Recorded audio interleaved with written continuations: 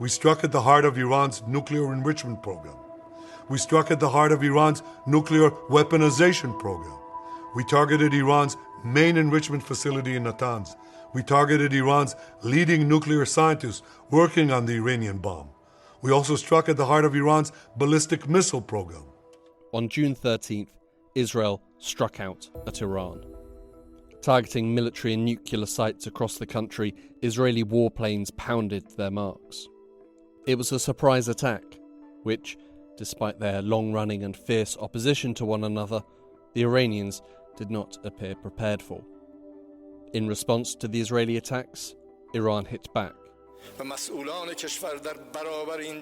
Of course, the Iranian nation and the country's officials will not remain silent in the face of this crime, and the legitimate and powerful resources of the Islamic Republic of Iran will make the enemy regret its foolish act, said Iranian President Masoud Pezeshkian. For 12 days, the two countries traded blows until, in his usual magnanimous fashion, US President Donald Trump declared that a ceasefire had been reached. And it was a great time to end it. It was quick. They got the hate out. There was a lot of hate. It would be great if they didn't have that hate. But the last thing they're thinking about is nuclear weapons right now. The fighting killed hundreds and brought the region to an edge of an abyss. It's an abyss that the region has stared into numerous times, and once again, it was dragged away.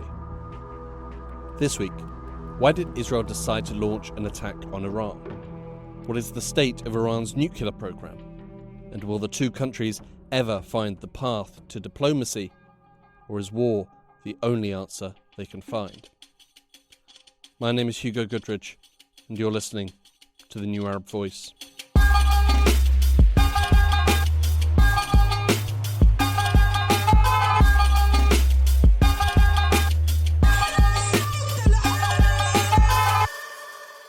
Israel launched its attack on June 13th. We've been here before. Twice in 2024, Israel and Iran have traded blows. See previous editions of The New Arab Voice. However, in both of those incidents, they were much more strongly tied to the events happening in Gaza. The first instance was tied to the targeting of military personnel, who, it was claimed by Israel, had ties to Hezbollah, which Israel was engaged in a struggle with. And in the second instance, Israel assassinated a Hamas chief, Ismail Haniyeh, in Tehran. This latest attack lacked the same direct link to the ongoing war against Gaza. It was, by all accounts, a surprise attack. So why choose to attack now? Well, I mean, Netanyahu has built his career on talking about Iran as a threat, an existential threat to Israel, and specifically its nuclear program. So it's not surprising or new that Netanyahu would be the prime minister of Israel to strike Iran. This is Mirav Zonshine, senior Israel analyst for the International Crisis Group and based in Tel Aviv. The timing of it is very specific in terms of both the way in which negotiations between the U.S. and Iran were ongoing. Israel struck Iran right as those negotiations were set to have, I think, a fourth or a fifth meeting in Oman. Israel was against the original deal, the JCPOA, that Trump pulled out of in 2018, which, there was a lot of criticism about it, but for those experts following it was working. But Netanyahu's line has always been that it wasn't working. During his first term, US President Donald Trump made no secret of the fact that he thought the Iran nuclear deal, known more officially as the JCPOA, was a bad deal. In his second term, he's made no secret of the fact that he wants to sign a new nuclear deal with Iran. Back in May, during a trip to the Gulf, he said, and I think we're getting close to maybe doing a deal without having to do this. There's two steps. There's a very, very nice step, and there's a violent step. The violence like people haven't seen before. And I hope we're not going to have to do this. I don't want to do the second step. It would appear that the Israeli strikes were an attempt to scuttle further US-Iranian talks about a new deal. There were also other likely reasons. There was also the issue of growing pressure around the Gaza war, the fact that Europe was starting to talk about taking more actions. There was a French-Saudi initiative on the table that has been now postponed that could lead to recognition of Palestinian statehood. But there was also the IAEA report that came out right before Israel struck, showing that Iran has accelerated its enrichment and is moving even faster towards a bomb. So there's many, many reasons that could be why it happened specifically on June 13th. But I think the bottom line is that the official Israeli line was that Iran was using the talks to buy time, that time was running out, and that this was a real threat that Israel had to start to tackle, basically.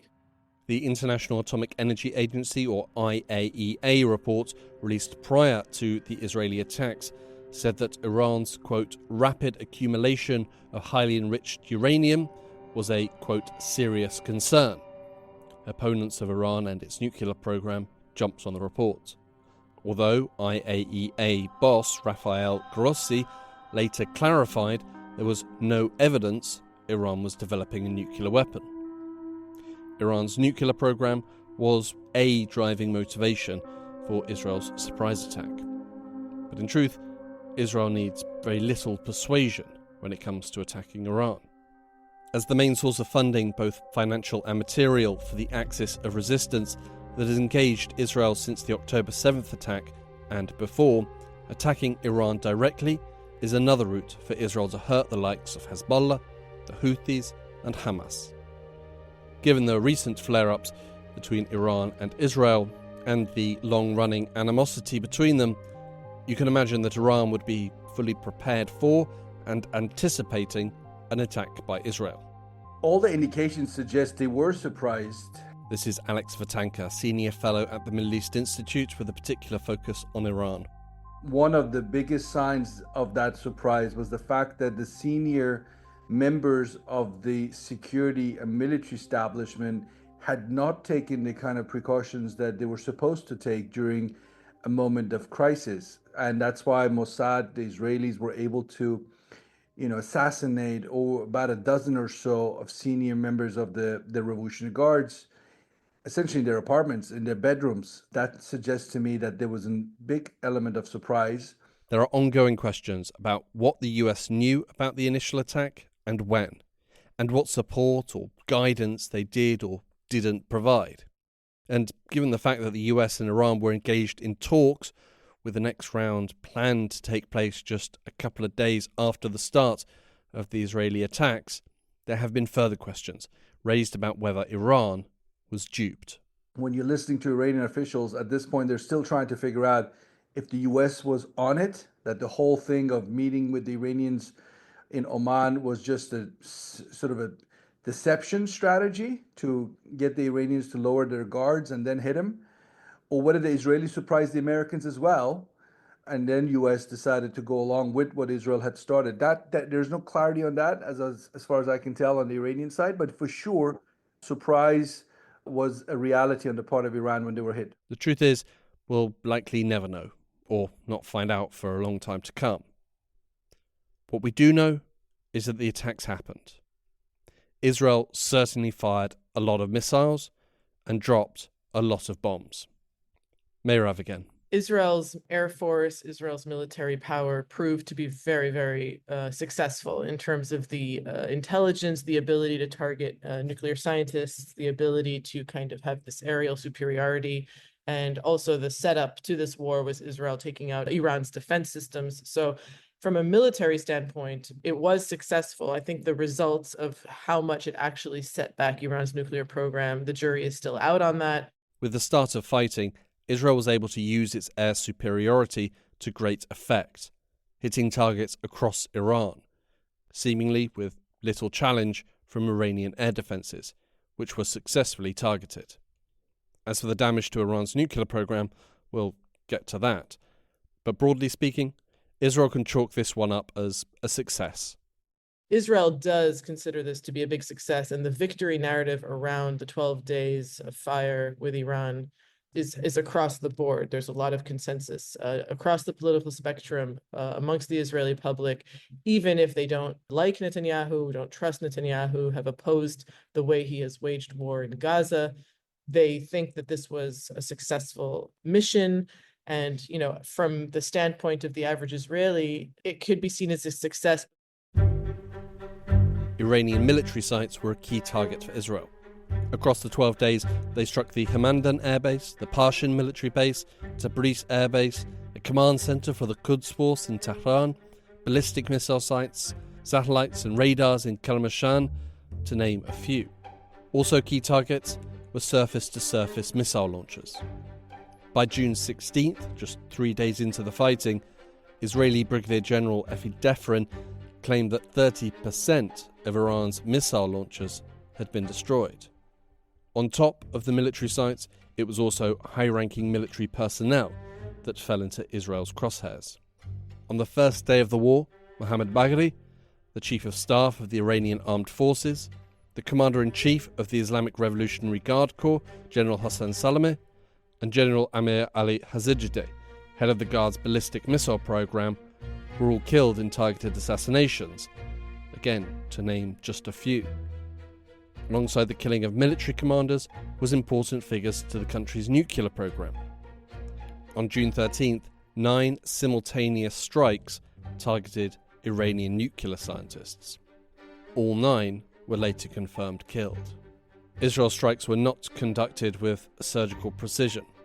935 civilians were also killed and over 4,000 were injured. By the time the ceasefire came into effect, at least 11 nuclear scientists with key understanding and experience in creating components for a functional warhead had been killed. These were prominent individuals, but probably not a killing blow to the nuclear program as a whole. Alex Vatanka. So yeah, some prominent names like Abbasi, Tehranchi were taken out on the nuclear sort of side of things in terms of know-how. But I would say, let's take a step back here. The Iranian nuclear program is at least about a quarter century old. This is a program that is extensive. This is a program scattered over 2 dozens and probably more sites, involving many different institutions, from the academic side to governmental agencies that do nuclear work. So the idea that by carrying out these bombings, you have killed Iran's nuclear knowledge, I don't think anybody will take that proposition seriously. The knowledge is there. The 12 days of conflict culminated with a US strike, dubbed Operation Midnight Hammer. With the start of the conflict, speculation was rife as to whether the US would join in with the strikes. And President Trump appeared to revel in the mystery of what he might do next. Will you strike the Iranian nuclear component? And what time exactly, sir? Sir, would you strike it? Would you please inform us so we can be there and watch? I mean, you don't know that I'm going to even do it. You don't know. I may do it. I may not do it. I mean, nobody knows what I'm going to do. I can tell you this, that... But ultimately, he did. On June 22nd, US B-2 bombers targeted the Fordow, Natanz, and Isfahan Iranian nuclear sites, using a mixture of cruise missiles and GBU-57 massive ordnance penetrators, or bunker busters. Our objective was the destruction of Iran's nuclear enrichment capacity and a stop to the nuclear threat posed by the world's #1 state sponsor of terror. Tonight, I can report to the world that the strikes were a spectacular military success. Iran's key nuclear enrichment facilities have been completely and totally obliterated. The United States carried out something that we hadn't seen before in terms of a direct, large-scale military operation against 3 main nuclear sites in Iran, using bombs that had never been used before, 14 of these bunker busters that apparently had been designed deliberately for hitting one of those plants at Fordow, deep inside a mountain. So for sure, this military operation was on a scale we hadn't seen before. Following the strike, the White House was adamant that Iran's nuclear program had been obliterated. Shortly after this proclamation, a leaked defense report said that the damage was not as devastating as the White House advertised. and in Tehran, the Iranian regime sought to downplay the impact of the strikes. On June 26th, Ayatollah Khamenei said, "They attacked our nuclear facilities, which of course would merit criminal prosecution in the international courts, but they did nothing significant." We have two wars essentially going on here. One is between US and Iran, where the US says the program is destroyed. We heard from the Supreme Leader Ali Khamenei yesterday saying they did not achieve what they had set out to achieve, whatever that's worth. And then we have another war of words in Washington between the supporters of President Trump and his opponents, fighting it out in terms of what really happened. So a lot of politicization, propaganda, and a lack of access, as far as I can tell you right now, as of Friday morning, June 27th, now that we're speaking, the IEA does not have access to those sites on the ground. So we just really don't have a very clear picture of what happened to those sites. How bad is the damage to Iran's nuclear program? Only the Iranians know for sure. The US have their spy satellites, and Israel might have their spies, but they can only give a partial reading of the damage, particularly at sites like Fordow, which were buried deep in a mountain. To fully understand the damage, you would have to visit and inspect. The Iranians can inspect, but we're unlikely to get a full accounting of what happened. So what can we say? The Iran nuclear program has suffered a setback. If we judge this setback on the scale of time it would take them to create a viable nuclear weapon, the general consensus is months to maybe a couple of years setback. In truth, eliminating Iran's nuclear program is probably impossible. You can bomb all the reactors and centrifuges and research facilities and nuclear doodads into 1 million pieces. And if they want, Iran can make more. They know how to. Blow up one underground mountain facility, they'll excavate another mountain, if that's what they want to do. I think it's important to keep in mind and differentiate between what would be ideal in the Israeli mind versus what they actually set out to do.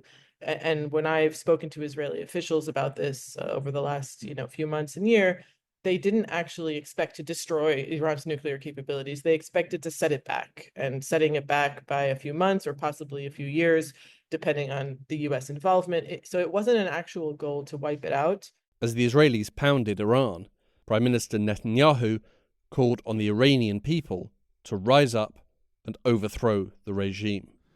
The regime doesn't know what hit them. They don't know what will hit them. The nation of Iran and the nation of Israel have been true friends since the days of Cyrus the Great. And the time has come for you to unite around your flag and your historic legacy by standing up for your freedom from an evil and oppressive regime. It has never been weaker. This is your opportunity to stand up and let your voices be heard. When you talk to Israelis, it's very clear that the nuclear project, and not just Israelis, when you talk to people in general about this issue, that the nuclear project is a vehicle that the regime has used to stay in power and to project power. And Iran has been on the threshold for a long time, and many people understand, who are experts on this, that Khamenei could make a decision to weaponize and go for, at least before this 12-day war, he definitely could, and that he's made a political decision not to do that. So it's not about the actual capacity, it's about the decision to do it.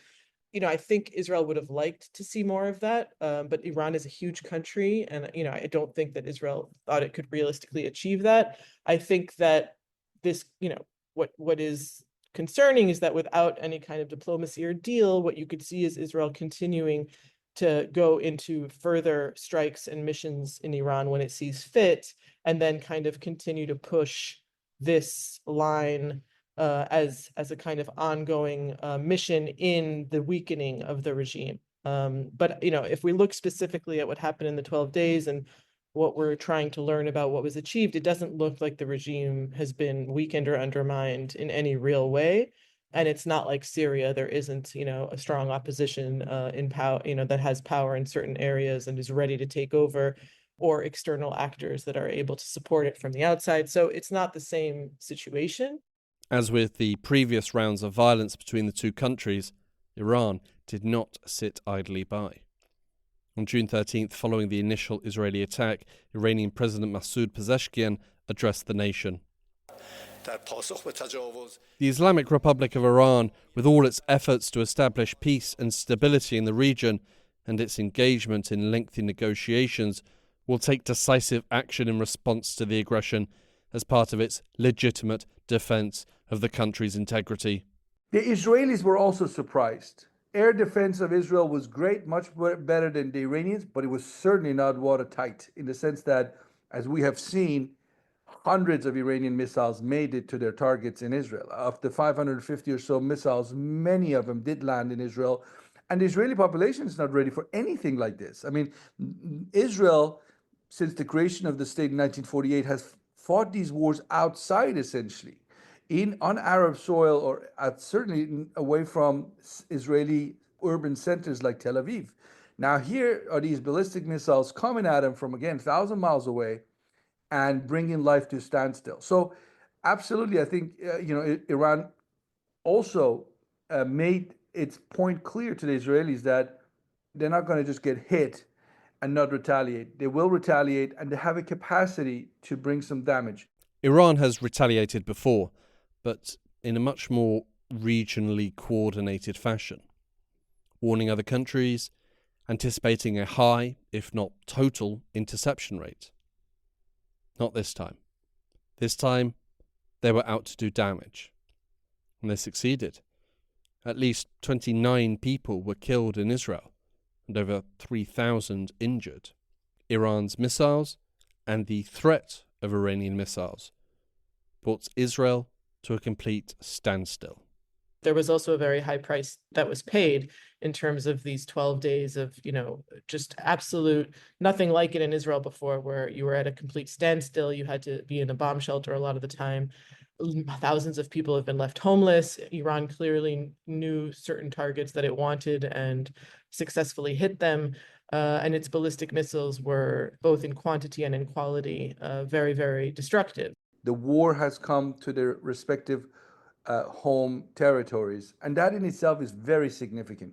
Now, who had the upper hand? Obviously, from we can tell, both sides were able to hurt the other.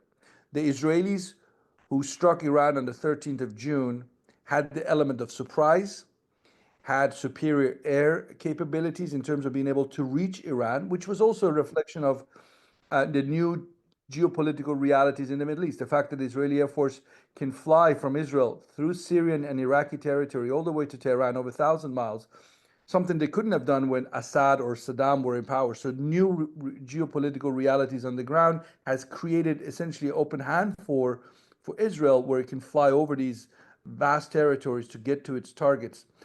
The Iranians, their biggest sin were the fact that they talked a big talk, essentially, in terms of how they're going to devastate Israel should it ever dare to attack him, hadn't really prepared for this fight. So Iran's air defenses, and this is something we started hearing about as early as October last year, where the Israelis were saying they were taking out some of these anti-air defense systems like the S-300 outside of Isfahan and so on, turned out to be true.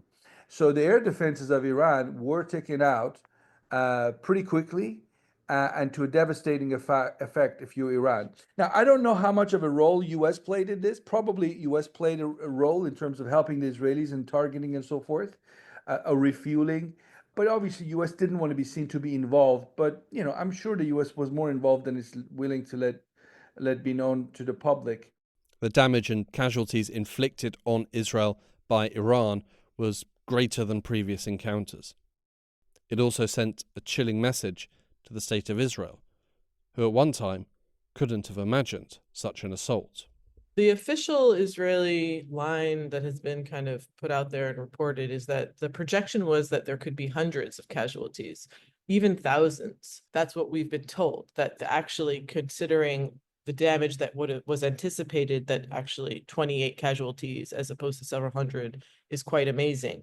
So that's how Israel is portraying it. Whether that's, true or not, I don't know. But, for Israelis, they didn't understand that. So all they understood was that their life was catapulted into total paralysis. But I think from a military perspective, again, like the interception rate of drones was close to 100%. I think 1 out of 1,000 drones was able to hit. The ballistic missiles were much more destructive. I think over 500 were launched and 50 or so hit. And, there's tight censorship over all of the different places that it hit. But I think from an overall projection perspective, considering also that, Israel and Iran have been in a shadow war for years. And then the last year we saw that become more out in the open and direct hits. And then this was, a scenario that I think nobody expected to happen. And then when it did, I guess it wasn't as bad as it could have been. So in that context, it was anticipated and considered a big success because Israel really did go after, I think, the ballistic missiles in a very aggressive fashion to try and reduce the number of missiles that Iran could launch. After 12 days of fighting, a ceasefire was brokered by the US and Qatar. On June 24th, President Trump announced the ceasefire on his Truth Social platform, declaring, in all caps, "The ceasefire is now in effect. Please do not violate." But the ceasefire got off to a rocky start, with both sides being accused of violating it, angering the US president. Yeah, I do. They violated it, but Israel violated it too. Are you questioning if Israel was committed? Israel, as soon as we made the deal, they came out and they dropped a load of bombs, the likes of which I've never seen before. The biggest load that we've seen. I'm not happy with Israel. When I say, okay, now you have 12 hours, you don't go out in the first hour and just drop everything you have on them. So I'm not happy with them. I'm not happy with Iran either. But I'm really unhappy if Israel's going out this morning because of one rocket that didn't land, that was shot, perhaps by mistake, that didn't land. I'm not happy about that. You know what? We basically have two countries that have been fighting so long and so hard that they don't know what the fuck they're doing. Do you understand that? Despite its rocky start, for now, it has held. To start with, there's one likely reason as to why it was able to come about in the first place. Iran would run out of missiles. The Israelis would run out of missile interceptors. The conflict wasn't going to be able to last for long. So that's one of the reasons why I think both the Iranians and the Israelis were actually pretty quick when the US came with the offer of a ceasefire, and they took it. Trump said that he was looking for a permanent end to the fighting, not just a ceasefire. Has the president got what he wanted? Or do we have a ceasefire akin to what the Israelis agreed with Lebanon? A ceasefire, yes, but the understanding that they will continue to act if and when they see fit. This isn't a real conclusive end. This is a pause, a very, very fragile ceasefire. It's extremely unclear, if Israel sees movement somewhere in Iran, if it's going to try to strike, like you said, in Lebanon.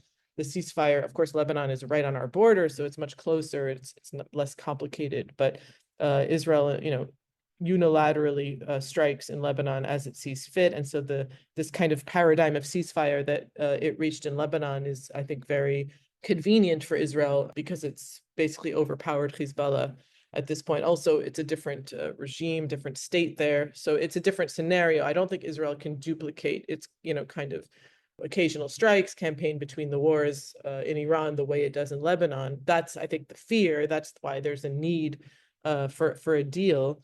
And that part of it is still very unclear. The main Israeli advert for this war was their belief that Iran was seeking a nuclear weapon. The war began as talks for a new nuclear deal were being discussed. If a new nuclear deal can be made, then the prospects of the ceasefire holding will undoubtedly increase. The U.S. is still interested in more talks, and that's what we heard from the White House yesterday. They're actually expecting it in the next few days. And the Iranians haven't shut the door to diplomacy. I mean, they know that the alternative is potentially more American strikes, and how much of this can they afford? Iran is much weaker than its rhetoric suggests. Yes, it has ballistic missiles. Yes, it can bring a lot of destruction to nearby, countries if it wanted to. But overall, it will also be devastated in the process. And it knows that that's the basic reality. So diplomacy is something that might just be inevitable, essentially, for Iran. I listened to the Supreme Leader Ali Khamenei's speech yesterday. He had some harsh words about Trump, and yet he never really said no more diplomacy. We're done. He didn't say that. He left that open, and you have to even question whether Khamenei is going to be that decisive of a figure going forward. If both sides are willing, then maybe, just maybe, a deal can be reached. But the steep diplomatic hill that needed to be climbed before the war is now a towering mountain. Trust between Iran and the US has all but disappeared. Efforts can be bolstered by two key aspects. Firstly, the Iranian leadership, no matter their fanaticism, are not suicidal. And secondly, Trump is desperate not to start any foreign wars.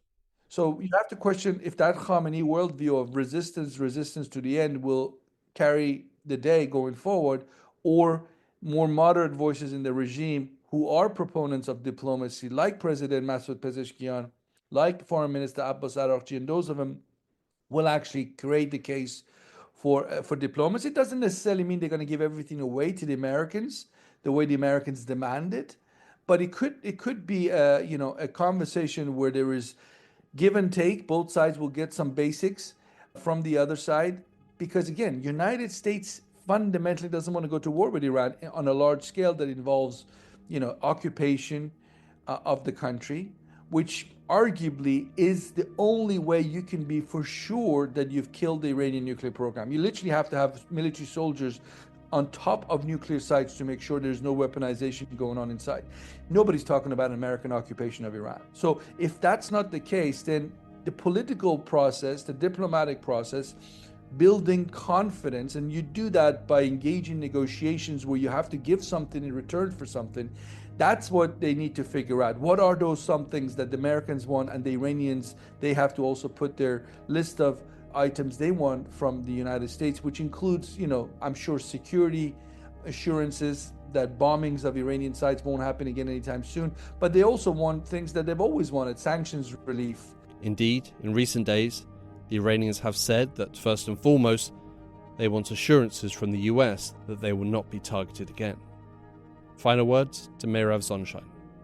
Even Israel, which maybe doesn't champion diplomacy with Iran, but at this point, with taking out, much of the power of the proxies and much of Iran's ability to attack it right now, it would be the smart thing to do, to try to go towards a deal that, under the terms that Israel and the US have demanding of Iran, which are very, I think, hard for Iran to agree to. But if they want to have a more steady, long-term commitment to non-aggression and to Iran being restrained on its nuclear capabilities, then that's the way.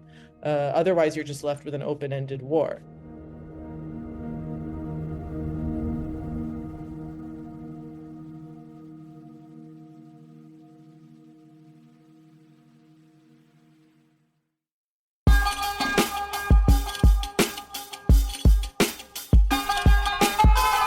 This episode of The New Arab Voice was written and produced by me, Hugo Goodridge. Our theme music was by Omar El Phil. The New Arab Voice will be back with a new episode shortly. Don't forget to subscribe to get notified when a new episode drops. Until then, you can find all our previous episodes on all major podcast platforms. You can also check out our social media accounts on Instagram and X, both at TNA Podcasts, for additional content. And you can email us, podcast@newarab.com. You can subscribe to the podcast so you never miss an episode, and you can also rate and review, which helps us spread the word. Don't forget to follow The New Arab on Facebook, X, and Instagram for all the latest news, analysis, and opinion from the region.